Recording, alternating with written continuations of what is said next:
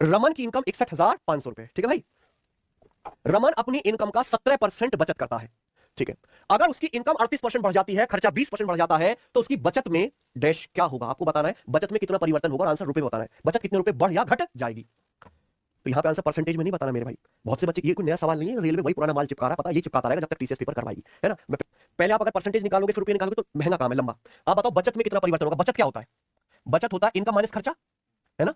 अब सवाल के अनुसार इनकम भी बढ़ाई जाती है, खर्चा भी बढ़ाया जाता है, बचत में कितना परिवर्तन होगा, कितना इंक्रीज या डिक्रीज होगा। तो भाई इनकम जो बढ़ाई है और जो खर्चा जो बढ़ाया है, इनको अगर घटा दोगे तो पता लग जाएगा सेविंग में कितना चेंज आएगा।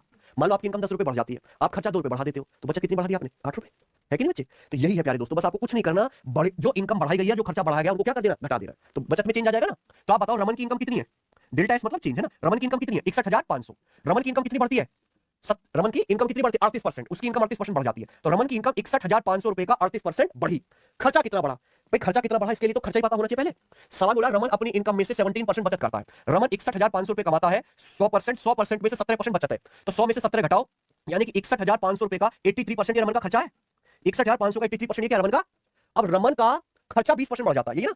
तो ये खर्चा 20% बढ़ गया, कितना बढ़ गया ये? 20। तो खर्चे की जो वैल्यू है वो 20% बढ़ गई है, तो इनकम इतनी बढ़ी, खर्चा, तो बताओ बचत कितनी बढ़ी होगी?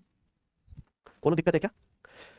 आप ये बात देख सकते हैं कि यहां से 61,500 जो है वो क्या आ जाएगा, कॉमन, है कि नहीं बच्चों। तो ब्रैकेट में क्या बचेगा? 38% माइनस, ये बताओ बच्चों क्या आ जाएगा ये? 83% का 20%, 2 3 6 2 16 16.6, यानी कि 16.6% ये आ गया। यानी कि फाइनल आंसर क्या है? पॉजिटिव। फिर जुगाड़ और भी है यहाँ पे, आ रहा है समझ में। ये 6 और 1 7 5 12, 3 का मल्टीपल आएगा ना। 6 1 7 5 12, 3 का मल्टीपल क्या नंबर 3 से कट रहा है? 5 3 8 1 9 और 6 1 7, नहीं ये कट रहा है क्या? 6 3 9 और 1 2 3, हाँ जी यही कट रहा है, ये आंसर है।